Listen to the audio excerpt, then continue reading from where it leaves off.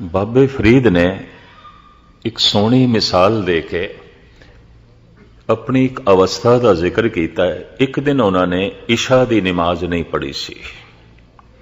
इशा की नमाज जब सूरज गरूब हो जाता है, आसमान ते लाली छा जाती है, उस समय भी एक मुसलमान नमाज पढ़ते हैं। उन्होंने इशा की नमाज कहते हैं। नमाज इशा वो नहीं पढ़ी सी। कुछ शरीर उस दिन साथ नहीं दे रहा सी, कुछ अंदर कई दफा मन अड़ी कर जाता है। चंगे चंगे साधु संत फकीरां दा भी ये भी मैं अर्ज करते हैं, नहीं पढ़ी। रोज रोज नितनेम करने वाले भी कई दफा सोचते हैं चलो अज ना ही सही। रोज रोज अमृत वेले उठन वाले भी कई दफा फैसला कर लेंगे चलो अज ना ही सही। ये जो मैं थानू सुना रहा ये बहुतियां दी जिंदगी की घटना है। चलो रोज ते उठते हैं अज ना ही सही, रोज ते जपते हैं अज ना ही सही, रोज ते पाठ करते हैं अज ना ही सही। बाबा फरीद कहते ने इस तरह ही मन ने आख्या, रोज ते इशा की नमाज पढ़ते अज ना ही सही, की फर्क पैंदा है? नहीं पढ़ी, इशा लंघ गई। ते मुसलमानां दे च एक कहावत है, वेले दी नमाज कुवेले दियां टकरां। समय सिर और समय दी नमाज नहीं पढ़ी, बाद दे ते टकरां ही ने अगर पढ़ना है तो। समय का अपना प्रभाव होता है, समय का अपना असर है। सवेरे जो मन की हालत आती है दोपहर दे चो नहीं आती, दोपहर दे जो मन की हालत आती है शाम दे चो नहीं आती, शाम दे जो मन की हालत आती है वो किसी हद तक रात दे च नहीं आती। समय का अपना प्रभाव है। सर्दी दे च मन की हालत कुछ होर हो जाती है, गर्मी च कुछ होर हो जाती है, मौसम खिजान दे च मन कुछ होर हो जाता है, मौसम बहार दे च मन कुछ होर हो जाता है। मौसम का बकायदा तन ते मन दे ते अपना प्रभाव है।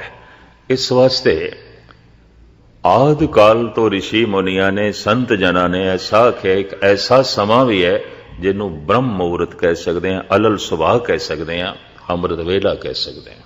उस समय का असर, उस वेले का असर, उस वक़्त का असर, उस समय का प्रभाव। और सतगुणां दी बाणी दा फरमान है, हर अमृत वेले वत्ते का बीजया, भगत खाए खर्च रहे निखुटे नाई। टोट ही नहीं आती, इतनी बरकत है। पर हुण अंदर किधरे शौक होवे ते शौक उठावे। बाबा फरीद कहते ने उस दिन मन अड़ी कर गया, नहीं पढ़ी नमाज। फरीद कहते ने सारी रात करवटां दे लंघी, नींद ही ना आई। पछतावा ही दिल दिमाग ते असवार होया। इशा दी नमाज नहीं पढ़ी, पछतावा। इसनू आप एक बड़े सोहने श्लोक दे वर्णन करते हैं। फरीदा अज न सुती कंत स्यों, अंग मुड़े मुड़ जाए। अज खुदा दा वसल नसीब नहीं सी, अज नमाज तो टुटे, अंग मुड़े मुड़ जाए। सारी रात करवटां च लंघी, शरीर दा अंग अंग दुख रहा है, वो नींदरा रह गया, पछताव्या, बोझ बन के रहा। जाए पुछो डोहागणी तुम क्यों रहन बिहाए। डोहागणी जिन्होंने कदी वसल नसीब ही नहीं होया, कदी नमाज पढ़ी नहीं, पता नहीं किवें रात कटदे। बाबा फरीद पता नहीं किवें जिंदगी व्यतीत करते हैं। फरीद हैरान ने किवें जिंदगी लंघा छड्डदे ने। जद कदी किसी नूं अभ्यास दी थोड़ी झलक मिलती है, उहदे अंदर एक तरस भी पैदा हो जाता है, पता नहीं ये सिख नितनेम तो बिना किवें दिन कट लैंदा है, ये जप तो बिना दिन किवें गुजार लैंदा है। ਇਹ ਗੁਰਬਾਣੀ ਦੇ ਪਾਠ ਤੋਂ ਬਿਨਾ ਸਮਾਂ ਕਿਵੇਂ ਕੱਟ ਲੈਂਦਾ ਹੈ। ਉਸ ਦੇ ਅੰਦਰ ਦਇਆ ਵੀ ਪੈਦਾ ਹੁੰਦੀ ਹੈ, हैरानगी भी पैदा होती है। लेकिन ऐसी अवस्था चंगे तो चंगे अभ्यासियां दी भी बनती है, कदी मन अड़ी कर जाता है। यह भी मैं अर्ज करते हैं।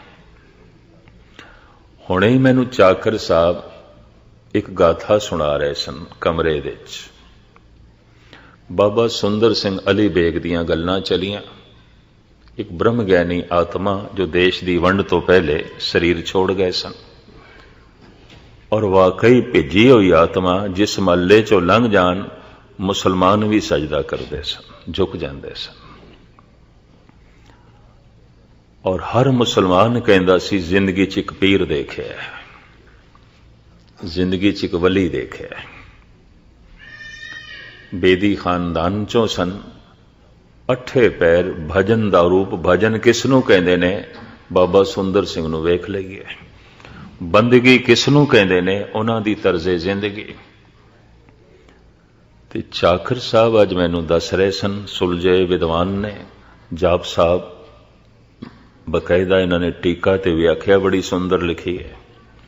गुरुद्वारा श्रोमणी गुरुद्वारा प्रबंधक कमेटी ने छापी है। मुख्तसर मैं अर्ज करा, ये किधरे उन्हां कोल रहे ने। मैं तो किधरे इन्हों एक सुनी सुनाई गाथा सुना बैठा बजुर्गों कोल जिहड़े अजे भी जिंदा ने। एक मुसलमान फकीर सी डेरे दे कोल। वो बाबा सुंदर सिंह जद रोटी लियान ते खांदा सी, उंज नहीं खांदा सी। ते बाबा सुंदर सिंह एक 3 दिन बीमार रह गए, रोटी नहीं पहुंचाई, नहीं खाधी उन्होंने। मीरपुर की बोली बोलता होंदा सी, रावलपिंडी ते कश्मीर की बोली की झलक सी उसकी। मुसलमान आके तरले लैन, फकीर साईं रोटी खाओ, ते बाबा सुंदर सिंह जी नूं तहसीलदार करके बुलांदा सी। मैं की तहसीलदार आवेगा खिलावेगा, उंज नहीं। बोली उधर दी बोलदा सी, मेरा तहसीलदार आएगा खिलाएगा, उंज नहीं। और गजब की गल, जिस दिन उसने चलाना करना सी, जाना सी, बाबा सुंदर सिंह तो कुछ अरसा पहले गुजर गया। ते बाबा सुंदर सिंह ने बुला के कहने लगा, अज मेरा विआह वे, मेरे वास्ते नवे कपड़े लिया। बाबा सुंदर सिंह सिला के लिया, चोला लिया, तहमत लिया, सिर ते कुल्ला बनदा सी, तुरे वाली पग ओ दिती। ते फिर कहने लगे, फकीर साईं मैनू पैरों नंगा भेजना ही खुदा दे घर, मेरे लिए जुतियां भी लिया। फिर बाबा सुंदर सिंह बाजार गए, जुती भी लिया उस वास्ते। बस जुती पहनी ते इंज सलाम करके चलाना कर गया, जांदा रहा। वो फकीर बाबा सुंदर सिंह उस दियां रमजां जो है जानते सन। चाकर साहब अज मैनू दसन लगे भी बाबा सुंदर सिंह का भी मन एक दिन अड़ी कर बैठा। अमृत वेला सी ते शीत लहर चल रही सी, बहुत ठंड, क्योंकि कश्मीर की घाटी दे थल्ले ही सी अली बेग। भावें नेड़े गुजरात ते जेलम जिला लगदा सी, पर यह कस्बा कश्मीर दे च पै जांदा सी। आखिरी कस्बा, अगों पंजाब शुरू हो जाता सी, तो ठंड काफी सी। मन अड़ी कर गया, इतनी शीत लहर है। और उस जमाने सतपुरुष इस तरह दीयां आत्मावां करीबन करीबन ठंडे पानी नाल नहांदियां सन, गर्म पानी का रिवाज ही नहीं सी। ये तो सहजे सहजे सब कुछ बदले। भाई शीत लहर है, ठंड है, पानी बड़ा ठंडा है, अज नहीं नहांदे। कशमकश चली। उस कशमकश दे च अमृत वेले दा नितनेम जप ये भी दुबदा च रहा। होया कि अजे सूरज नहीं निकले, अजे अंधेरा है। एकदम चले गए, दूर नदी वगदी सी, नहर ठंडी। उस ठंडी नहर च खड़े हो गए। कहन लगे, हे मना, तू ठंड करके अज आलस कीता, अज तेनों सजा देनी है, मुड़ के अड़ी नहीं करेगा। मैनू चाकर साहब दसदे रहे, डेरे च सवेर होई ते लोकी लभन बाबा जी कित्थे ने। कोई 9 बजे के करीब जब धुप निकली, पूरा चानना होया ते पता चलिया नहर दे च खड़े ने। लियांदा बाबिया नू पुछया, ऐसा क्यों? कहंदा की करी, अज मन अड़ी कर गया। तो इस तो मैं अंदाजा लगाया बाबा फरीद मामूली तपीश्वर नहीं है, पहुंचे होया सूफी संत है। कहंदा कर गया मन अड़ी, अज न सुती कंत स्यों, अंग मुड़े मुड़ जाए, जाए पुछो डोहागणी, तुम क्यों रहन बिहाए। इस वास्ते मन नाल ते हर वक्त जंग करनी पैगी। और इस पंक्ति दे कुछ होर भी अर्थ ना कर लेना। कलगीधर पिता दी पंक्ति, खालसा सो जो करे नित जंग, खालसा सो जो चढ़े तुरंग, नित जंग, हर वक्त लड़े। तो इसका मतलब हर वक्त लड़ाई लई कोई माहौल बनावे, जब सुलह सफाई भी होवे तो कोई दुश्मन लभे लड़न वास्ते या किसी नूं दुश्मन बनावे, ये अर्थ नहीं है। खालसा सो जो करे नित जंग, खालसा हर वक्त अपने मन नाल जंग करे। क्यों? मन लोचे बुरियां गुर शब्दी, ए मन होड़िए। इहदे च पैदा हो जाते हैं ख्याल। मैनू एक हाफिज दा बौल भी याद आया। उसने भी एक दिन अमृत वेले तस्बीह सुट दी, फजर दी नमाज नहीं पढ़ी, अमृत वेले दी नमाज नहीं पढ़ी, कुरान शरीफ दी तलावत भी नहीं की थी। रोज करते हैं, चलो एक दिन ना ही सही तो की हो गया। ये हाफिज दा फैसला। और ईरान दे जितने सूफी संत होए ने, ईरानी सब तो सिरमौर मनदे ने हाफिज नूं। इसदा मकबरा, इसदी कबर सोने दी बनाई है और इहदे उपर जिहड़ा मकबरा है वह कच्छ दा बनाया है। कच्छ लाया नहीं, कच्छ नूं पिघला के ढाल के उसे दियां दीवारां, उसे दा ही गुंबद। ईरानी कारीगरी दा एक नमूना। मैं जद इस गुंबद नूं देखिया, इस कबर नूं देखिया, भावें मैनू भाई मक्खण सिंह तहरान तो लै गए सन और कहंदे सन, ज्ञानी जी 4 बजे वापस चलांगे। मैं कहा भाई साहब जी गल इस तरह, हुण तुसीं वापस जाओ, मैं कल आवांगा। मैं इस जगह ने मैनू इन्ना प्रभावित किया। एक तो ईरानी कारीगरी दा नमूना, एक चारों पासे लोकी कुरान दी तलावत पे करते हैं, दूजी इत्थों दी कोई वाइब्रेशन भी ऐसी है, गुरु चेते आउंदा है। मैं कहा अज मैं इत्थे रहांगा। इतना खूबसूरत उन्होंने मकबरा बनाया है, लेकिन मैं उसका कलाम पढ़ के हैरान होया, ओदा मन भी अड़ी कर गया। और पता की कहंदा, मरादर मंजिले जाना चे अमनो ऐश चों हरदम। ऐ खुदा, सुनिया सी जो तेरे रस्ते ते चल रहे ने, बड़ा सुकून है, बड़ा आनंद है, बड़ा रस है। साडी झोली दे ते सिवाए चिंता, दुख, कलेश, तनाव तो होर कुछ नहीं। हाफिज सुने तू आनंद है, सुने तू महारस है, सुने तू नूर ही नूर है, पर साडी दुनिया दे ते सिवाए अंधेरे तो होर कुछ भी नहीं है। होवेगा तू नूर। तस्बीह परों रख दी, मन बागी हो गया। कुरान दी तलावत भी नहीं की थी, पाठ भी नहीं कीता,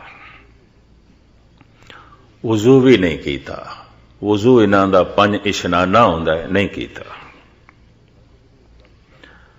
और गजब दी गल गल छुपाई भी नहीं, सामने प्रगट भी कर दी। मरा दर मंजिले जाना जे अमनो ऐश चों हरदम, कोई ऐश नहीं, कोई सुकून नहीं, कोई सुख नहीं। सुनिया हे प्रभु ऐशी ऐश है तेरे नाम दे, आनंद ही आनंद है, रस ही रस है, चानना ही चानना है। सानू ते सिवाए ठोकरां दे होर कुछ नहीं लभ्या, सानू ते सिवाए मत्था मारन दे होर कुछ भी नहीं लभ्या। पर दूसरी पंक्ति बड़ी गजब दी, जरस फरियाद में दारद के बरबंदेद महमलहा। किधरे हाफिज दे कन्ना च पड़ोसी ने खबर पाई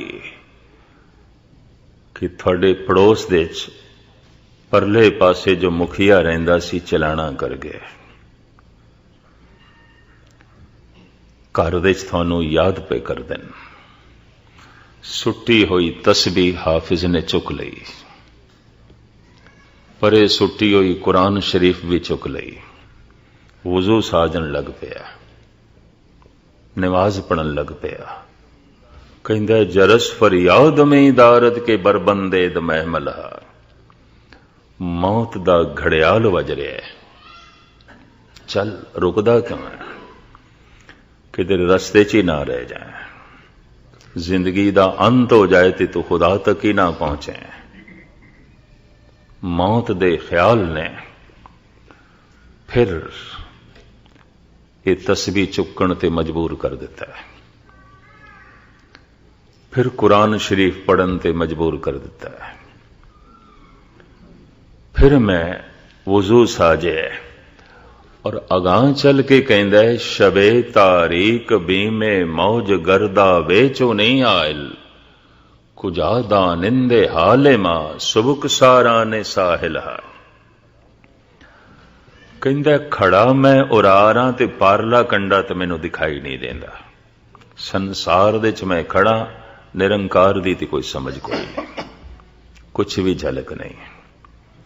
धन दे च मैं खड़ा, धर्म दा ते कोई बोध नहीं।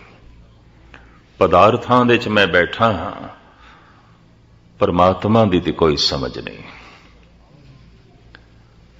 प्रभाव दे च जी रहा मैं संसार दे, खुदा दा ते कोई प्रभाव नहीं। पारला कंडा मैनू नहीं दिखाई देंदा, भाव खुदा नहीं दिखाई देंदा, कुछ समझ नहीं, कुछ पता नहीं। शबे तारीक बीमे मौज गर्दा वेचो नहीं आयल, पारला कंडा भी नहीं दिखाई देंदा ते शबे तारीक रात भी हनेरी है। ते दरिया दे च घुमण घेरी भी बड़ी है, ते पार जाण दे शौक करके भावें कंडा मैनू नहीं दिखाई देता। खुदा दा एक शौक, भावें खुदा दी समझ कोई नहीं। चल पिया और दरिया दे च पैर पा बैठा, घुमण घेरी च फस गया। आप दी ज्ञात लई अर्ज करा, मनुख दे अंदर एक कोई बुरा विचार आ जाए ना अंदर, वो अंदर घुमण घेरी बना देंदा है और उसे तरह का विचार बार बार आवेगा, बार बार उसे तरह का आवेगा। थोड़ी जिहा भी तब्दीली नहीं होगी, उसकी थोड़ा जिहा भी परिवर्तन नहीं होगा। वो अपनी रेखा बना जाता है, वो अपना घेरा बना जाता है। जरूर सोचना, अंदर झात मारना, गुस्ताखी माफ। एक बुरा विचार आ जाए, जिस ढंग का आया है पहली दफा, हुण जो पहली दफा आया है बार बार आएगा, क्योंकि घेरा बन गया है, उन्हें अपना दायरा बना लिया है, उसने अपनी जगह बना ली है। हुण बार बार आएगा और उसे तरह ही आएगा, बिना तब्दीली तो आएगा। जो थोड़े बहुत कदी अंतर्मुखी होंदे होवन, सिर्फ गुरुद्वारा मनोरंजन ही नहीं, समा पास करने का ढंग नहीं, कदी कदी जो जात मारते हो रोंदे ने ऐसे पुरुष। एक बुरा विचार आया है, दायरा बन जाता है, घेरा बन जाता है और मुड़ मुड़ के वो विचार उसे दायरे च घूमता है। दिन दे कई कई दफा आवेगा। शायद रात नूं सुपनियां च भी आवे। ये फकीर कहंदा है, पारला कंडा दिखाई नहीं देंदा, घुम्मण घेरे च मैं फसिया ते दूसरा नाल भी मेरे कोई नहीं। जिहो जिहां दी बंदगी मैं कर रहा, मेरा कोई साथी भी नहीं है। कर्मकांडी लोग लभदे ने, किसी दी कोई कामना, किसी दी कोई कामना, किसी दी कोई इच्छा, किसी दी कोई इच्छा। इस तरह दे खुदा दे मार्ग दे ते चलदे होए लोग दिखाई देंदे ने। मैनूं तो कोई साथी भी नहीं दिखाई देंदा जिस दे अंदर सिर्फ खुदा दी इच्छा होवे, होर कुछ भी नहीं। खुदा ही चाहिदा है।